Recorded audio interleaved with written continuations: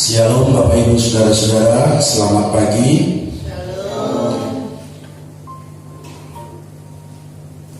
Pada pagi hari ini kita akan melanjutkan apa yang sudah menjadi berkat bagi kita minggu yang lalu. Minggu yang lalu kita sudah diberkati dengan satu tema firman Tuhan, yaitu mengubah dunia.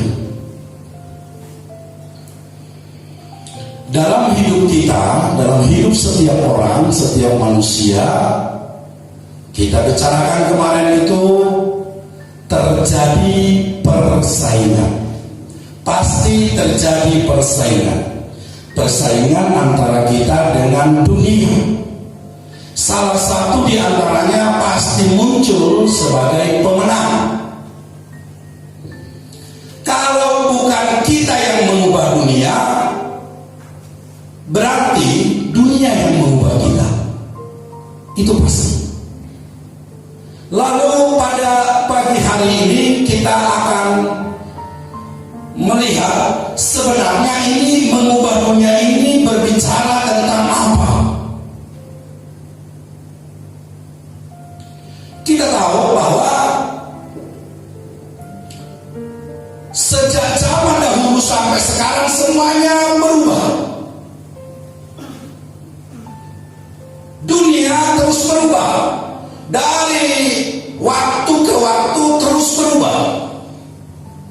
Di zaman modern sekarang ini tentu tidak sama dengan 5 tahun yang lalu, 10 tahun yang lalu, 100 tahun yang lalu, 1000 tahun yang lalu. Itu sangat berbeda. Artinya berubah. Apakah itu yang dibicarakan? Minggu yang lalu perubahan semacam ini kita sebut dengan perubahan apa? Seperti perubahan wujud.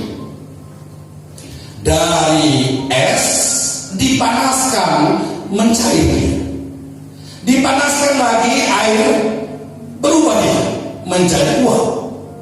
Dan kalau nanti suatu saat itu didingin, itu akan berubah lagi menjadi es kembali. Begitu terus. Semua perubahan yang ada, semua apa yang ada di dunia ini, perubahan yang kita kenal, sebenarnya itu berubah menjadi seperti sirkulasi. Demikian pun dengan gaya. Gaya dulu, gaya waktu saya kecil, saya lihat itu pakaian celananya anak-anak muda itu bisa kecil kalau di sini, besar sekali di sini. Pernah ingat itu kan? Wah, itu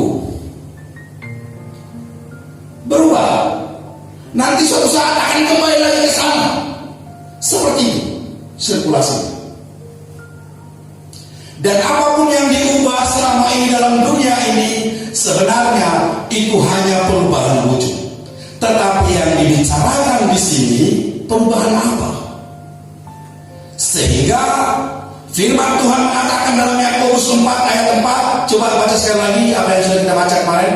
Yakobus pasal 4 ayat yang keempat. Siapa yang biar cepat. Yakobus 4 ayat 4. 4 ayat 4. Ya. Hai kamu orang-orang yang tidak setia, tidakkah kamu tahu bahwa persahabatan dengan dunia adalah permusuhan dengan Allah?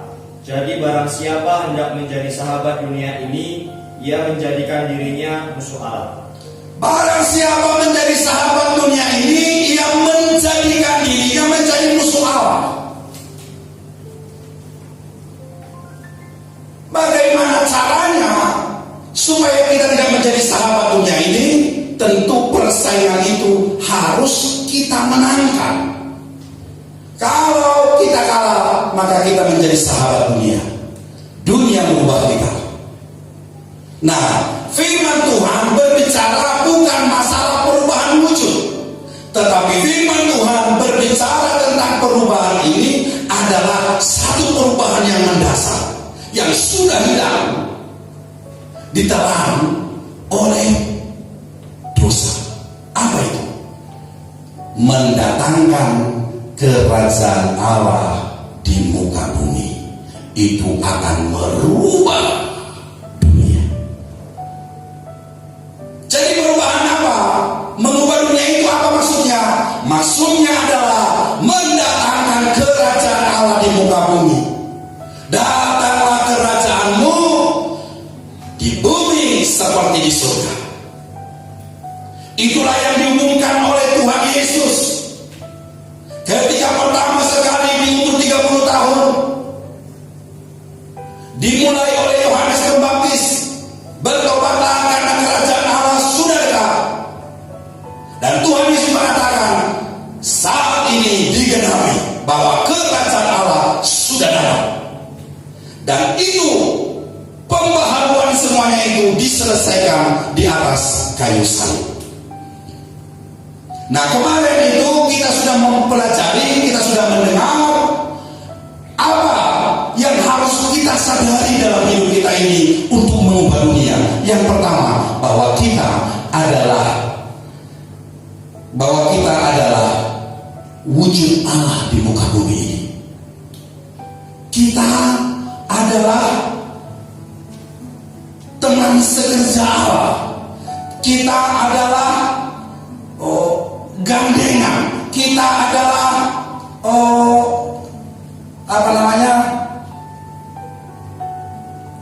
kita yang dilahirkan oleh benih ilahi. Itu dikatakan oleh Tuhan, itu dalam tanda kutip seperti istrinya di muka bumi ini. Kita adalah pasangan serasi dari Tuhan. Itu yang akan mengubah dunia. Itu yang akan mengubah sekeliling kita. Dan dunia, kata firman Tuhan, menantikan saat-saat anak Allah dinyatakan. Amin. Nah, sampai di situ saudara, mari kita sekarang perhatikan baik-baik. Pada pagi hari ini ada beberapa pokok yang penting untuk kita pelajari, untuk kita lihat saudara. Kita akan membaca dulu di dalam firman Tuhan 1 Korintus pasal yang keempat ayat yang ke-20.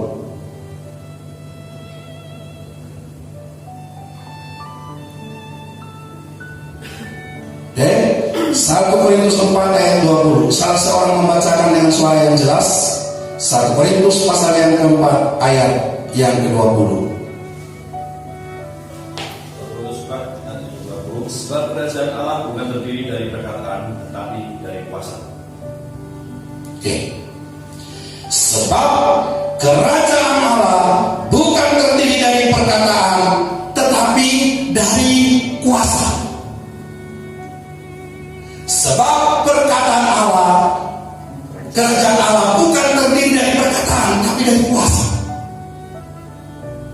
Jadi yang dibutuhkan sesungguhnya untuk mendatangkan kerajaan Allah di muka bumi ini dalam hidup kita, untuk mengubah dunia ini adalah kuasa. Perkataan itu baik, tetapi perkataan tanpa kuasa tidak ada sesuatu pun yang akan diubah. Tidak ada sesuatu pun yang akan diubah. Semuanya akan menjadi sama saja. Padahal manusia itu sejak awal dia memiliki satu potensi yang luar biasa. Coba lihat dulu Kejadian pasal yang ke-11. Kejadian pasal yang ke-11. Apa kata firman Tuhan tentang kemampuan yang dimiliki oleh manusia itu? Kita lihat Kejadian 11 ayat yang ke-6. Silakan dibaca. Dan ia berfirman, mereka ini satu bangsa dengan satu bahasa untuk semuanya. Ini barulah permulaan usaha mereka. Mulai dari sekarang, apapun juga yang mereka rencanakan, tidak ada yang tidak akan dapat terlaksana. Tidak ada yang tidak akan dapat terlaksana. Manusia itu memiliki potensi yang luar biasa yang diciptakan oleh Allah. Apapun yang mereka rencanakan bersama-sama tidak akan ada yang tidak terlaksana. Tetapi apapun rekayasa manusia, sekuat apapun rekayasa manusia, tidak akan ada yang mampu mendatangkan kerajaan surga di muka bumi. Dengar baik-baik. Tuhan mengajarkan kepada kita, apa yang ada di dalam dunia ini tidak akan bisa menciptakan atau mendatangkan sekecil apapun dalam kerajaan surga. Tidak akan bisa. Padahal untuk mengubah dunia ini, firman Tuhan berkata untuk mengubah dunia ini hanya satu yang diperlukan, yaitu datangkan kerajaan surga. Nah, sekarang bagaimana kita meresponnya? Kita adalah pasangan serasi dari Tuhan. Kita adalah perpanjangan tangannya di muka bumi ini. Dan hanya kepada kita diberi kuasa untuk mendatangkan kerajaan surga yang akan mengubah dunia ini. Kita melihat hari-hari ini, kalau Anda belajar, kalau Anda lihat sekarang ini, semua pintu-pintu sedang dibuka oleh Tuhan. Setiap hari, seandainya diekspos itu di media massa, setiap hari orang berbondong-bondong datang menyerahkan hidupnya kepada Tuhan Yesus. Luar biasa, luar biasa. Apa yang membuat itu terjadi? Karena kuasa yang direspon, yang diterima oleh anak-anak Tuhan, oleh pasangan serasinya Tuhan. Nah, itu yang saya katakan kemarin. Ada satu yang akan kita, yang menjadi berkat bagi kita pada pagi hari ini. Bagaimana caranya supaya kuasa itu terjadi dalam kehidupan kita, dan kuasa itu mengerjakan sesuatu untuk mengubah sekeliling kita. Siapa yang ingat? Angkat tanganmu. Ayo, Meli. iPod surga. Ya. Saya membuat kata-kata ini. iPod surga. Apa yang dibicarakan di sini? Dengar baik-baik. Untuk kita bisa menangkap kuasa itu, maka Tuhan membuat kriteria dalam hidup kita. Kita sedang dibentuk menjadi iPod surga ini. Apa itu? Yang pertama adalah air. Untuk kita bisa menerima kuasa itu menjadi serang di tangan Tuhan, untuk kita bisa mengubah dunia ini, maka Tuhan katakan kamu harus menjadi air. Ingat ketika Tuhan Yesus mengadakan perjalanan dengan para murid, dia sangat capek sekali karena panas terik. Kira-kira jam 12 malam sampailah dia di sumur yang digali oleh Yakub atau sumur Yakub. Lalu dia bertemu dengan seorang perempuan Samaria di sana. Dia mengatakan, berikan aku minum. Lalu perempuan itu mengatakan, itu masakan seorang Yahudi minta air dari seorang perempuan Samaria. Ini kan gak lumrah, ini gak baik. Selama ini ada gap di antara mereka. Lalu Tuhan Yesus mengatakan, seandainya engkau tahu siapa yang meminta kepadamu, niscaya engkau akan meminta air hidup kepadanya. Barang siapa meminum air yang kuberikan kepadanya, dia tidak akan haus lagi. Tapi sebaliknya, dari dalam dirinya akan mengalir aliran-aliran air hidup.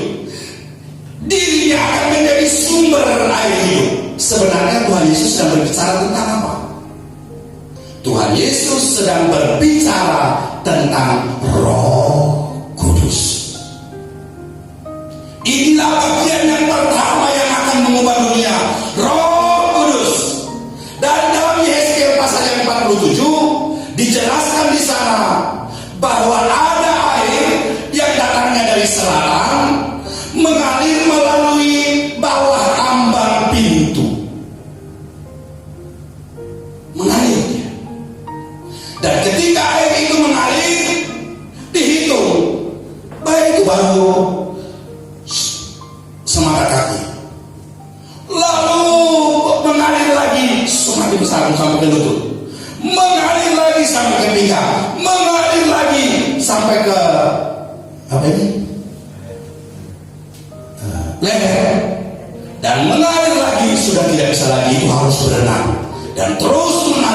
itu sudah menjadi laut, sudah menjadi danau, di mana di situ para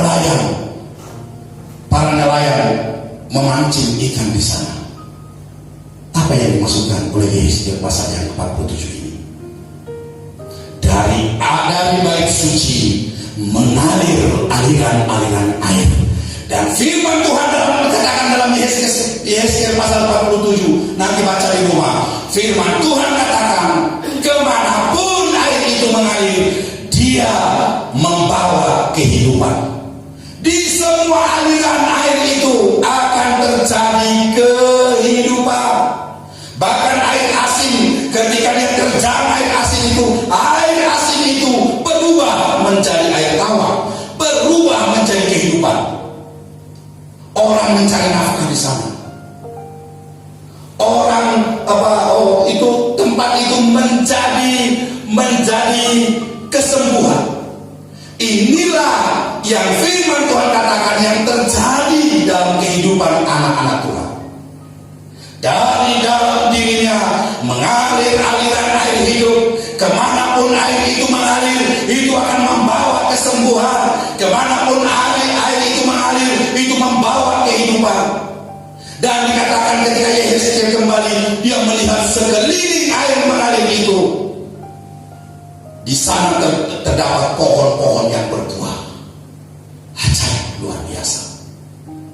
Di dalam kehidupan siapapun dia yang menerima Roh Kudus, dan Roh Kudus itu akan menjadi meterai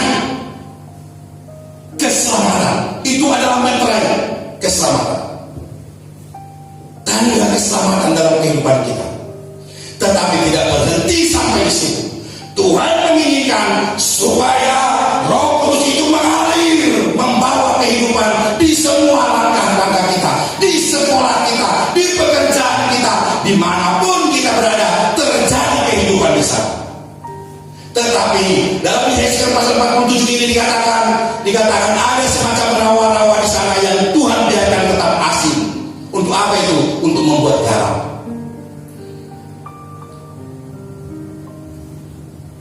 Terjadi perubahan.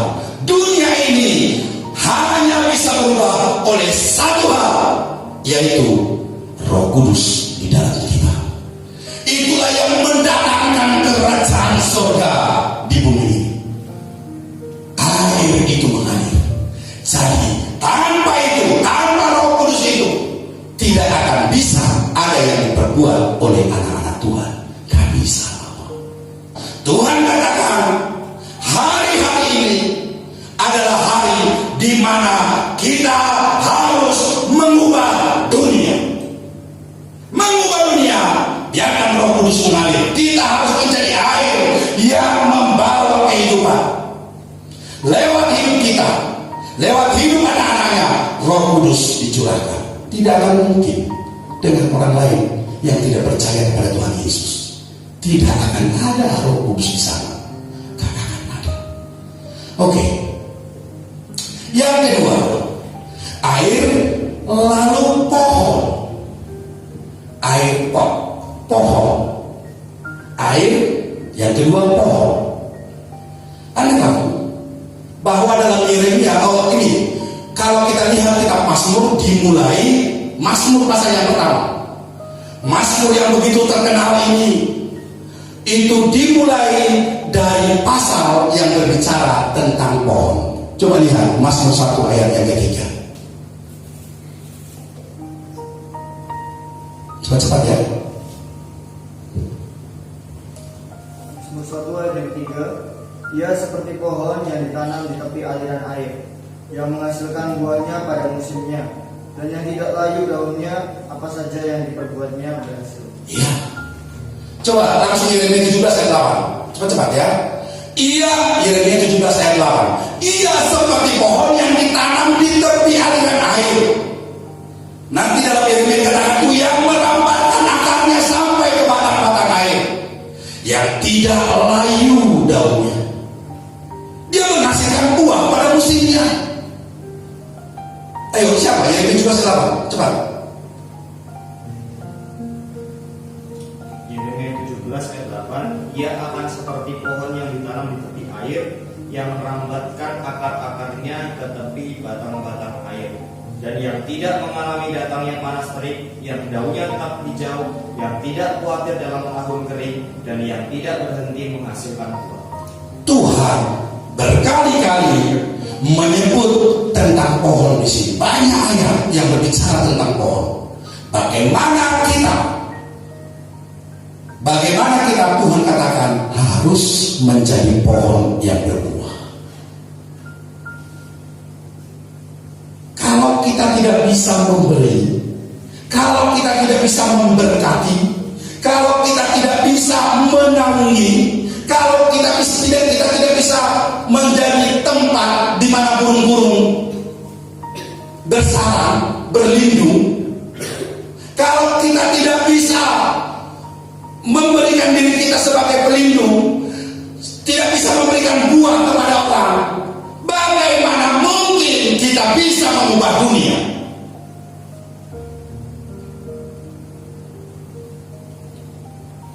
Tuhan mengatakan kepada orang kaya itu, kepada murid-muridnya, lebih sukar seorang kaya masuk dalam kerajaan surga, lebih sukar seekor unta masuk melalui lubang jarum daripada seorang kaya masuk dalam kerajaan surga. Lebih mudah, ya sorry. Artinya apa? Artinya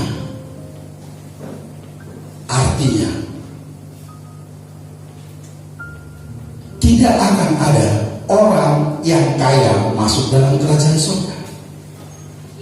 Geger itu para murid itu. Kalau begitu siapa yang masuk surga? Coba kita lihat di masa lalu. Abraham kaya apa miskin? Kaya. Abraham, Ishak, Yakub, semua mereka adalah orang-orang yang kaya. Apakah mereka tidak akan masuk surga? Bahkan surga itu digambarkan pangkuan Abraham. Lalu kenapa Tuhan Yesus menyebut seperti itu? Abraham menjadi ikon, menjadi sesuatu yang ditunjukkan oleh Tuhan.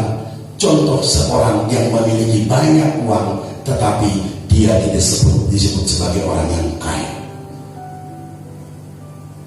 Ayub menjadi ikon yang dipakai oleh Tuhan. Dia memiliki banyak harta, tapi dia tidak disebut dalam kategori orang kaya. Kenapa? Ketika Tuhan mengizinkan si iblis mengambil semua kekayaannya Ayub, apa yang dia katakan? Tuhan yang memberi, Tuhan yang mengambil. Terpujilah nama Tuhan. Dia tidak memegang harta itu. Dia tidak memegang harta itu. Dia tahu harta itu adalah titipan. Abraham adalah orang yang siap memberikan semua hartanya dalam seketika. Bahkan jangankan harta itu, anak yang ditunggu-tunggu, yang dikasihi, yang ditunggu-tunggu sampai umur 100 tahun. Ketika Tuhan ketika Tuhan yang meminta, dia beri. Dia tidak memposisikan dirinya sebagai orang yang memegang harta itu. Ini sedikit saja dirugikan, sudah sampai menyerah-nyerahkan Tuhan. Ini adalah ciri orang yang kaya. Itu sebabnya dikatakan berbahagialah orang yang miskin di hadapan Tuhan, karena mereka yang mempunyai kerajaan surga. Miskin artinya tidak punya apa-apa. Siapa contohnya Ayub? Siapa contohnya Abraham? Miskin, tidak punya apa-apa. Diminta, dia bilang, Tuhan yang memberi, Tuhan yang mengambil. Terpujilah nama Tuhan. Anaknya Abraham yang sudah tunggu-tunggu diminta, lalu dia memberikan. Tidak ada, dia tidak punya apa-apa. Untuk orang-orang yang akan mengubah dunia, Tuhan katakan, hendaklah engkau menjadi seperti pohon yang menghasilkan buah, menjadi berkah. Pernahkah kalian lihat pohon memakan buahnya sendiri? Itu namanya jeruk makan jeruk. Iya toh? Pohon berbuah untuk yang lain, untuk burung-burung, untuk monyet. kalau itu tidak bisa, kalau tidak dilihat oleh manusia dan untuk binatang-binatang lain. Dan kalau itu dilihat oleh manusia, itu untuk kehidupan manusia. Kalau kita tidak bisa hidup berbagi, aku mau jadi roti yang terpecah bagimu. Aku mau jadi anggur yang tercurah bagimu. Kalau tidak bisa seperti itu, firman Tuhan mengatakan bahwa kita tidak bisa mengubah dunia. Lalu setelah itu apa? Air pot, tetra. Coba buka sama-sama. Coba buka sama-sama di dalam Matius 5 ayat yang ke-14. Matius 5 ayat yang ke-14. Kamu adalah terang dunia. Kota yang terletak di atas gunung tidak mungkin tersembunyi. Kamu adalah terang dunia. Kalau dunia ini sudah ada dalam kegelapan,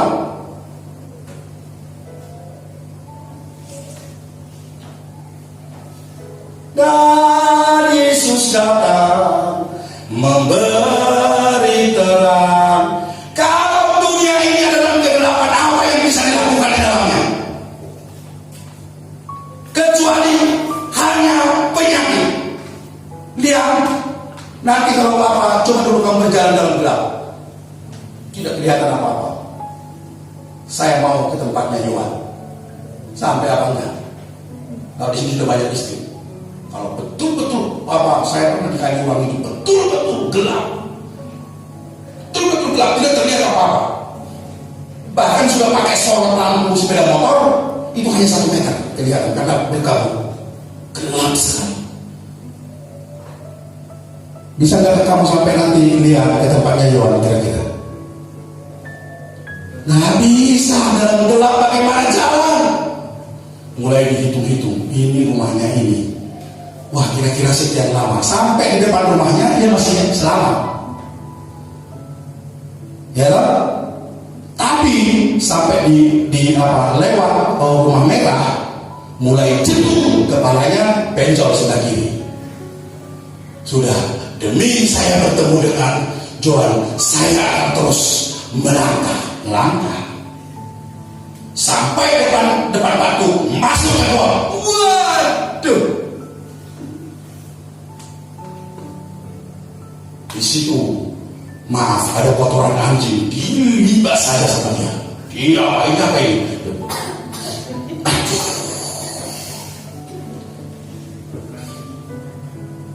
Terang itu adalah kehidupan. Siapa yang terang?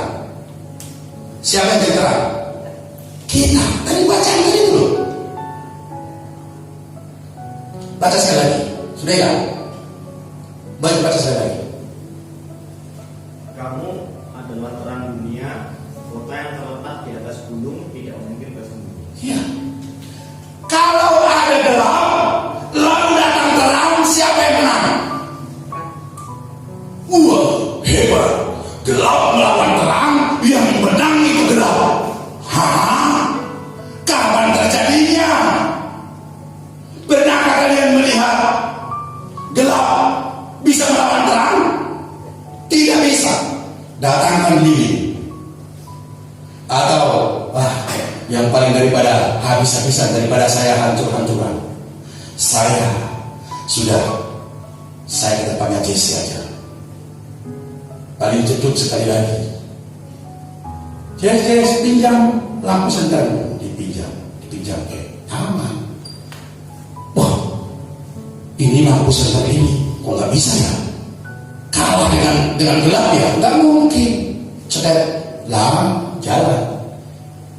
Tidak terang untuk di jalan. Kamu adalah terang. Bagaimana hidup kita menjadi terang, menerangi di sekeliling kita. Itu yang Tuhan katakan. Untuk kita bisa mengubah dunia, hidup kita harus menjadi terang. Dan terang itu tidak pernah ada terang lampu dibuat di bawah tempat tidur. Ini lampu dibuat tempat tidur, di bawah tempat tidur aja. Saya tidak membutuhkan itu. Dihidupkan lampunya, ditutupi pakai kantang. Itu namanya kebodohan. Melihat, semua melihat. Mungkin hari ini sekeliling kita tidak menyadari bahwa kita ada menjadi terang, tapi suatu hari dia akan menyadari, dia akan melihat bahwa mereka sedang berjalan.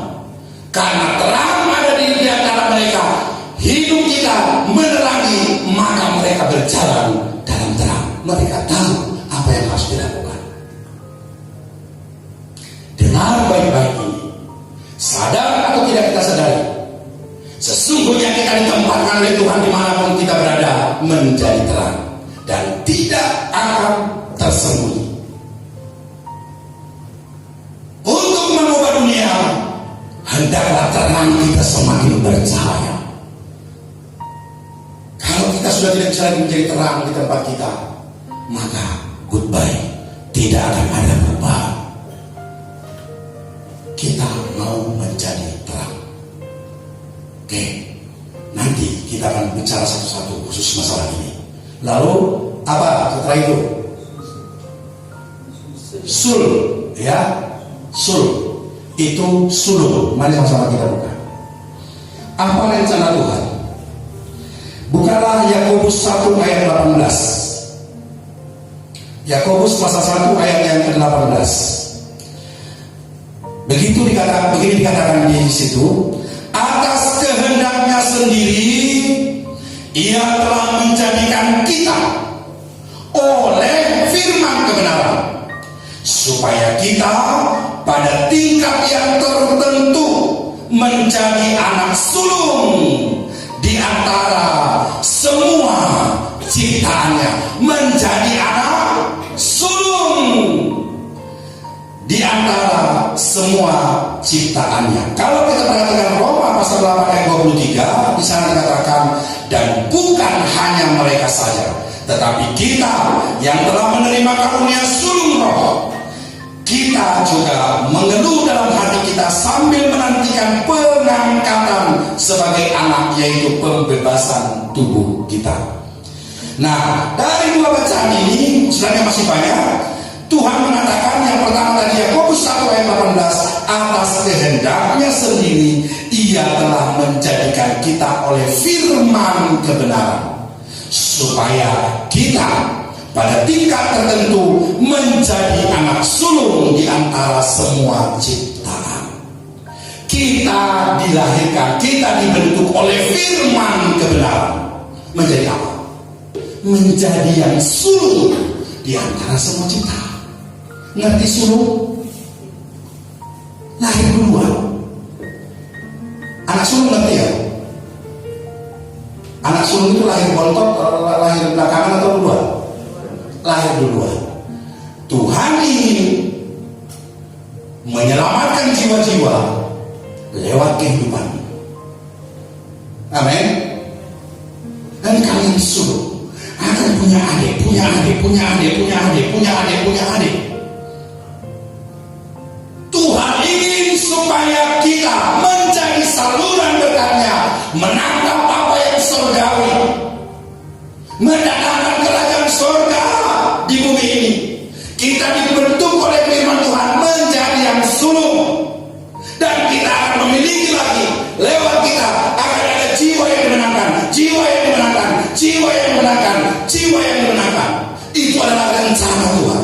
Tetapi begitu sulitnya Tuhan membentuk kita.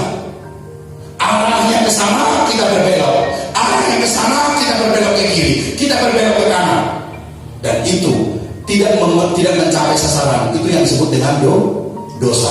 Dosa membawa kita kehilangan arah, sehingga kita tidak bisa menjadi yang sulung di antara ciptaan. Tidak akan melahirkan lagi, tidak akan dilahirkan anak-anak rohani lewat kehidupan kita, menjadi adik-adik, menjadi orang-orang yang diselamatkan, jiwa-jiwa yang diselamatkan, karena kita tidak bisa menangkap apa yang dari Tuhan. Kita menjadi anak sulung. Itu rencana Tuhan.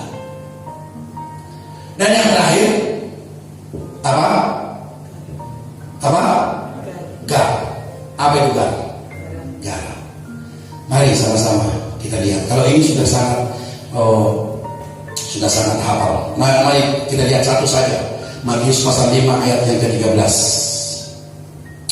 Matius pasal 5 ayat ke-13, kamu adalah garam dunia. Jika garam itu menjadi tawar, dengan apakah ia dihasilkan? Tidak ada lagi gunanya selain dibuang dan diinjak-injak orang. Garam itu sangat berguna. Bayangkan makanan tanpa garam, sayur tanpa garam, bayangkan. Hambar itu ibu itu sudah masak goreng ikan asin sudah 4 hari, 4 atau 5 hari itu, 4 hari. Saya makan kemarin itu, udah basi apa enggak ini? Enggak bakal basi. Saya makan tambah enak. Asin, garam mengawetkan. Bagaimana kehidupan kita akan dipakai oleh Tuhan mengawetkan sekeliling kita, menghilangkan bau-bau busuk, menahan bakteri-bakteri.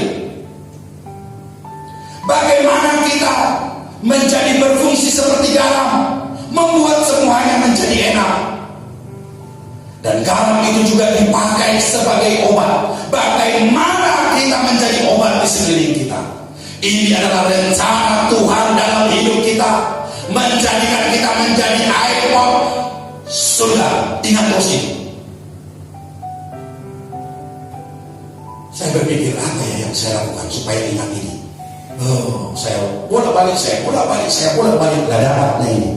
Mungkin Anda akan mendapatkan yang lain. Itu semakin bagus. Nah, hidup kita dipakai oleh Tuhan untuk mengubah dunia.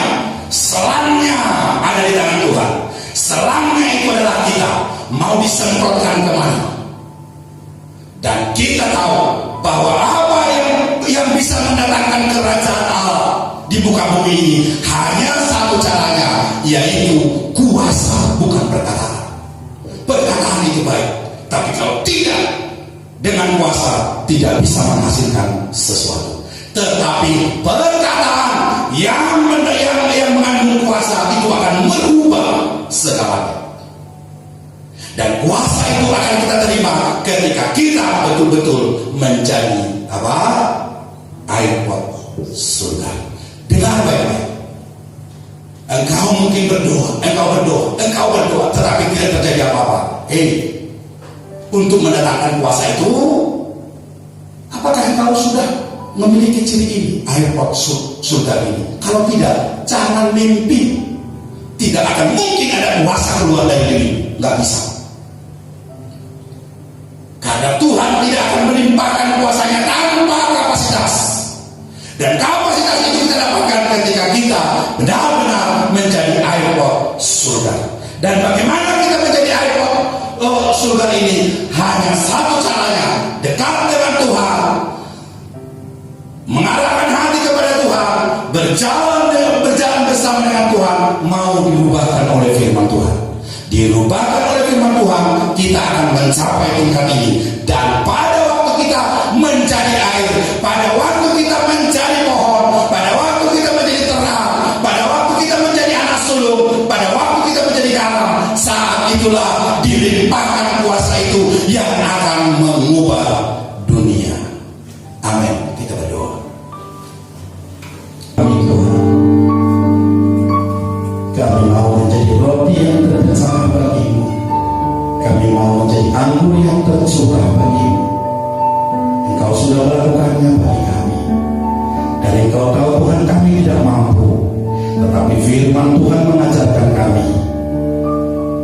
Kami dilahirkan oleh firman yang hidup dan membuat kami menjadi ada dalam tingkat tertentu, menjadi berkat, menjadi surga, menjadi berkat, menjadi air pot surga.